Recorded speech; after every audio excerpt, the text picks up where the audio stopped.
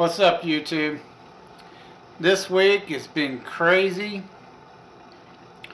Them 4 congresswomen, AOC and the other 3, Omar and them, they attacked Trump like crazy, and then Trump fired back at them, and that's all they want to freaking cover on the news. It's just ridiculous.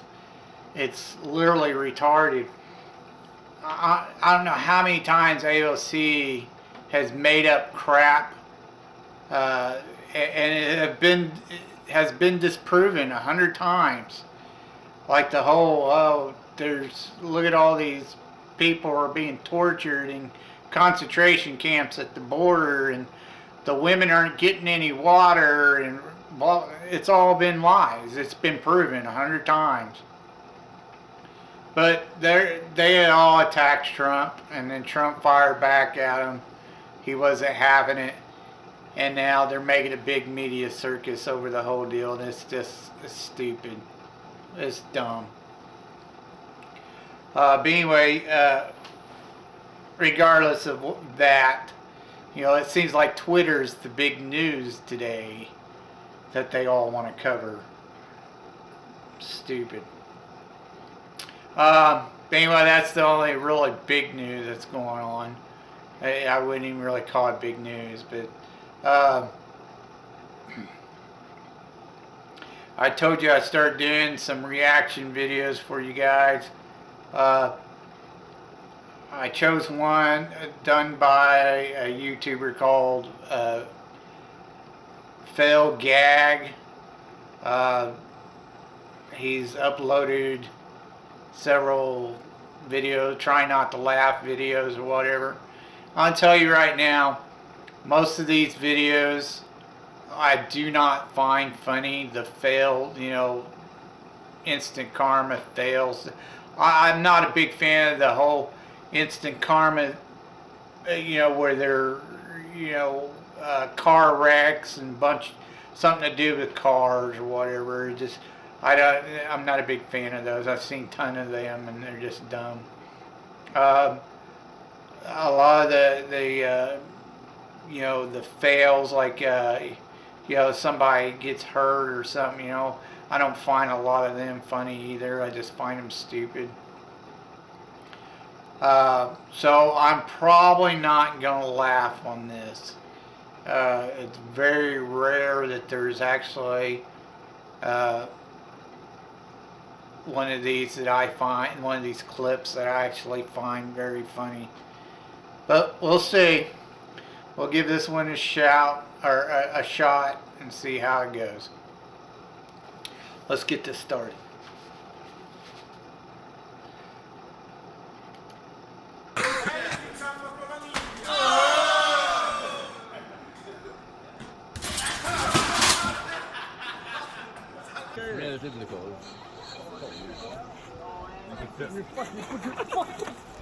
What the?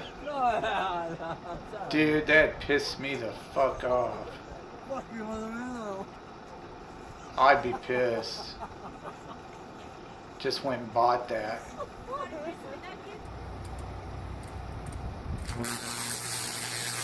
What the? Yeah, you're a lucky son of a bitch. It's just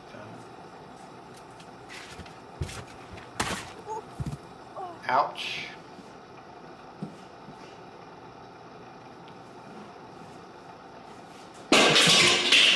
What the? You're an idiot. Why do people upload videos of themselves dancing like an idiot? I just don't understand that. That was dumb.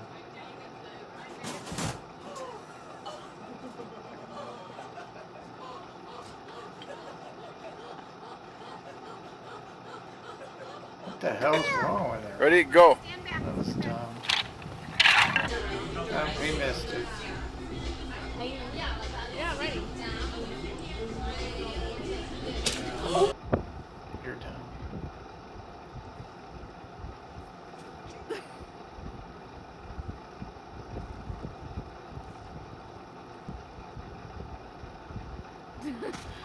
never did get into flying kites.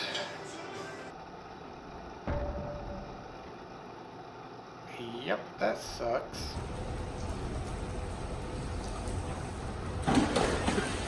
You're an idiot.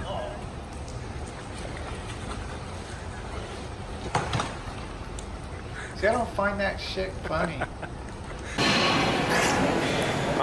No steps. Straight up. Stop. There you go.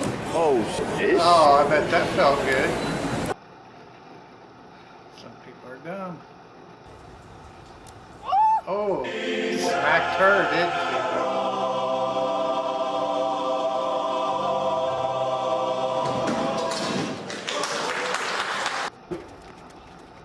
Okay.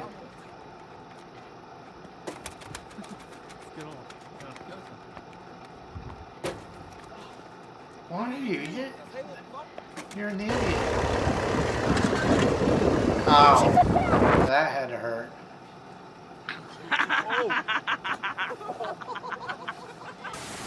Yep, came down.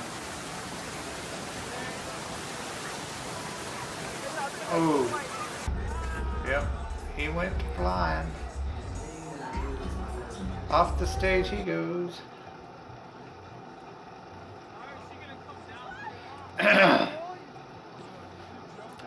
She can't even get up there.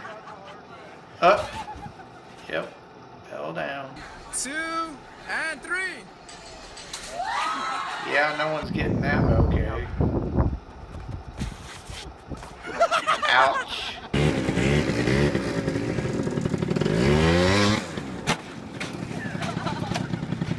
What the hell? See, I don't see why people find people hurting themselves funny, because I don't find it very funny. Keep them fucking coming!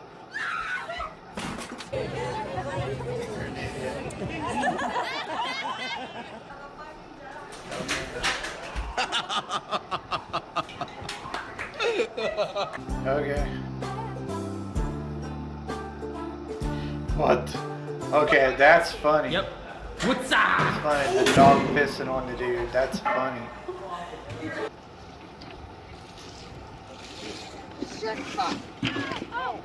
What the? Are you okay?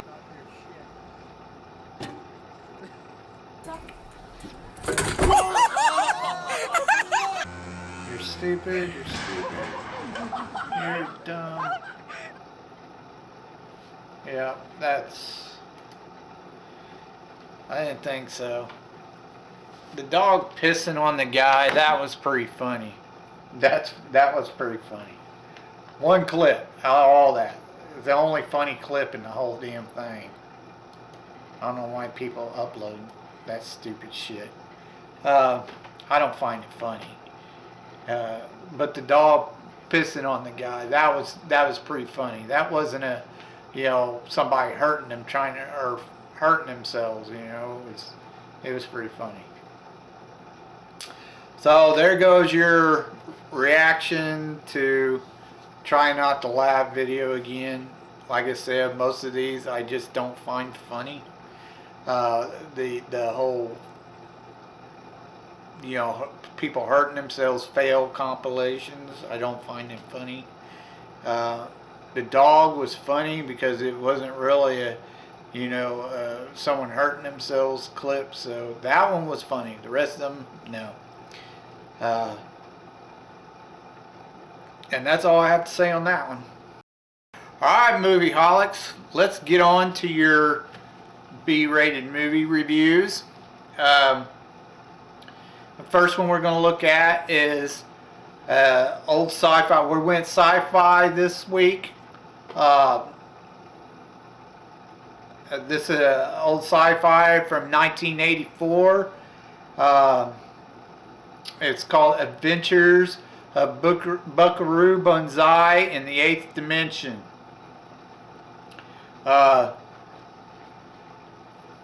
Only made about $6 million. domestically or in the U.S. So it didn't do all that great, but it has become a huge sci-fi cult classic. You can either like it or dislike it. It's because it's cheesy. It's got some cheesy stuff in. But the thing is it's got a ton of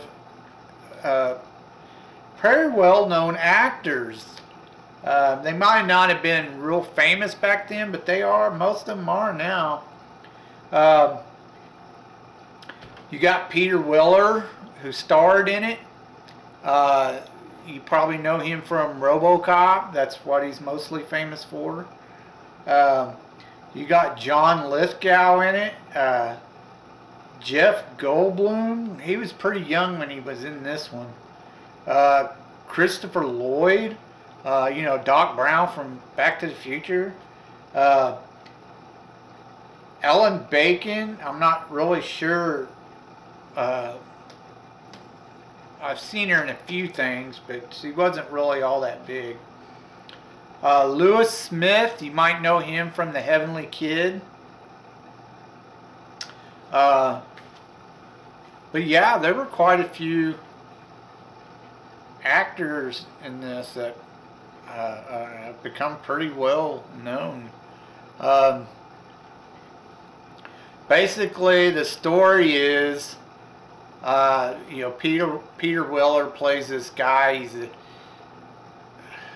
I don't know. He's a rock musician of a band, but he's also kind of like a scientist or whatever. And anyway, he builds this device which he makes a breakthrough in scientific research. He's just trying to pass through rock, like a solid chunk of stone, like a mountain or whatever, with some type of car or whatever at the beginning of the movie. And what he does, he actually opens a dimensional door which allows him to travel through what's called the 8th dimension.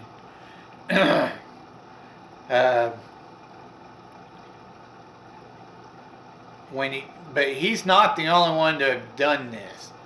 There's another doctor. He's a bit older than he is. He also came out with a device that allowed him to do the same thing. The problem with this guy, though, is when he did it, it didn't quite work right. He kind of got stuck like halfway through his opening. He got pulled back out, but when it happened, he kind of became like possessed by an alien life form that was in the 8th dimension. Apparently, there's two alien fractions. One are good guys, one are bad guys. They look similar. The good guys are good aliens imprisoned these bad aliens in the 8th dimension. So now John Lithgow, who's playing the bad alien, he's trying to break out these other aliens from the 8th dimension. So he keeps trying to build this another device to open the portal back up again. He does have help. Apparently, not all the bad aliens were trapped in this prison in the 8th dimension. They bring the whole Roswell story kind of thing, that crash landing type of thing. And, you know, the whole scenario of a saucer crash landing on Earth or whatever. Apparently, several of these aliens came to Earth on intent of invading it and taking it over. That's still their plan. And they show up to help John Lithgow, which is like their leader or whatever. Um, Bukaroo Bonzai, which is Peter Weller's character, him and his group find out about it, and they try to stop him. He's joined by the good aliens who try to help him stop the bad aliens. At the end they eventually do. That's pretty much the whole movie. It's cheesy, but it's fun. It's a good watch. It didn't have any really bad acting in it. It was, the acting was fairly decent. So they're all good actors. Then we move on to another really cheesy movie, but it has seriously became a huge cult classic. I'm not sure if you would. This is sci-fi, but it's also horror and comedy. It was done in 1988, and it's called Killer Klowns from Outer Space. A lot of people have actually heard of this movie, even though they may not have ever watched it. It is cheesy, though, but in a good way, in a fun way. It's kind of funny, but it's also kind of sick, too. This stars Grant Kramer. I'm not really sure. I don't know much about Grant Kramer. Suzanne Snyder. She was kind of a hot thing in the 80s. John Vernon, which plays the sheriff, and which he's fairly well known. And then John Nelson. I don't really know much about him. But the movie had a budget about $2 million. It actually did pretty decent. It made $15 million in the U.S. and worldwide it made $43 million. So it didn't do too shabby for back then. Basically, what's going on is you have these aliens that look like clowns. Their spaceship looks like a clown circus or tent or whatever. At the beginning of the movie, your two leads, they see what they think is a shooting star. They go to investigate and find out it's like a spaceship. These clowns are there to get food or whatever and take over the planet and turn everybody into their food sources.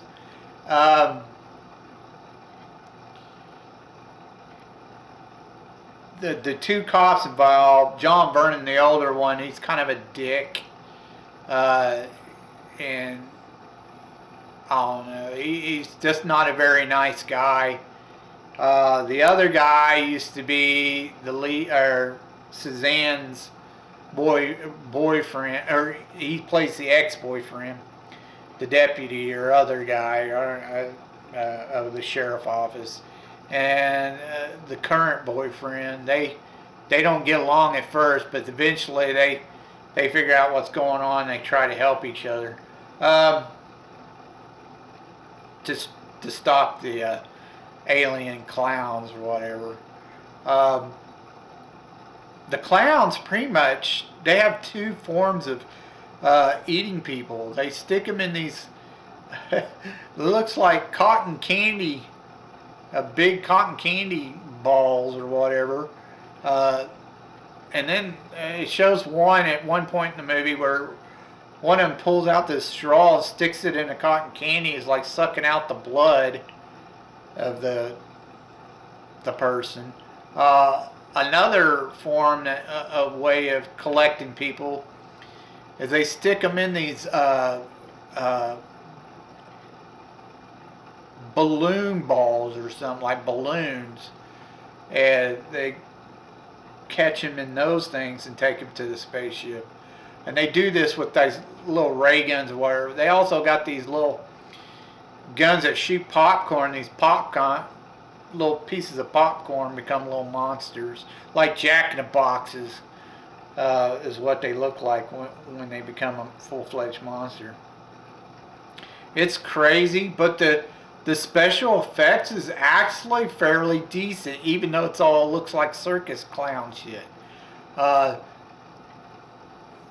The clowns themselves, their faces, it's very freaky looking. They did a really good job on making them look really weird and creepy. So, if you like that kind of horror comedy type of thing, you know, Killer Klowns, you know, it's from outer space. It's not too bad if you like that cheesy kind of stuff. Moving on to your last one, which is a Roger Corman film, you know, the king of B-rated movies. He did this around the time that Alien came out, or close to it. It's called Galaxy of Terror. It was done in 1981. And a lot of people, because James Cameron worked on the project, they talk about how it's very similar to Alien, but I didn't find it all that similar. Maybe one of the creatures in it was similar, but other than that, and the fact that this kind of the backstory of the captain, she's the sole survivor of a crew that went out on a rescue mission. Now, it's kind of similar to the backstory of the first Alien. Anyways, the budget was probably about $700,000, and it only made about $5 million in the U.S.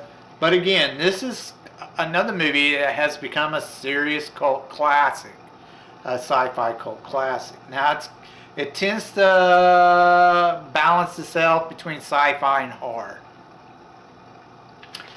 This starred Edward Albert. He's more known for doing like TV stuff, television shows. Erin Moran, which was like from Happy Days. She played like the sister of the Cunninghams, you know, the black curly-haired girl. Then you had Ray Watson, who, you know, was my favorite Martian. Robert Englund was in this as well, back when he was really young, before he became Freddy Krueger. And then Sid Haig was in this as well. Apparently he did quite a few movie roles back in the day, and I never knew about it. But he didn't have any major speaking parts in this. I think he only said like a couple lines throughout the whole entire movie. Basically, this is a movie about a group. There's this guy called the Master. You don't see his face. It's all blotted out with this red mystical veil or whatever. But he sends this group on a mission to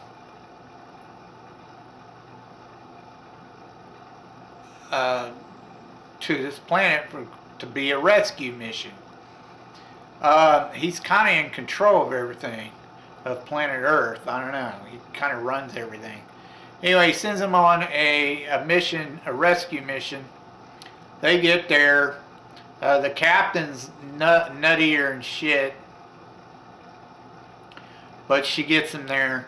Once they get there, they find this giant pyramid, and inside this pyramid, it basically shows all of them individually their worst fears or nightmares. It plays on it. Each one pretty much gets killed one by one because they let their fears take over them. However, Robert Englund, spoiler alert, he makes it through. He conquers his fear. And the main guy, Edward Albert, so does he. Now Robert Englund, he's injured and he stays behind while Edward Albert goes ahead and goes into this, towards the end, to the next room. He comes to find out Ray Watson, my favorite Martian guy, he's the master. Apparently the pyramid was built by an ancient group of, or species, intent on conquering fears. It's a game to them. Anyways, Edward conquers his fear. He has to do a bunch of fighting in the pyramid, and eventually he defeats all his fears and all the monsters that are thrown at him. And then he kills the master, because in order for there to be balance, he has to take over for the master, and he'll have to do the same once he gets older. It was a strange movie. It wasn't bad. It's decent for what it was. If you like that kind of stuff, more power to you. It wasn't too bad. The acting wasn't horrible. The special effects could have been done a little bit better, but it wasn't really horrible. There's only one scene that everybody really talks about. That's where the giant maggot pretty much freaking sexually rapes this one of the crew members and kills her. It's a dumb scene. I don't know why they even did it that way, but whatever. Like I've said before, if you have any suggestions for me, leave them in the comments section down below. You want a B movie or a cult classic you want me to check out and review, let me know. Until then, or until next time, I told you I'd tell you the truth, and you've just been told.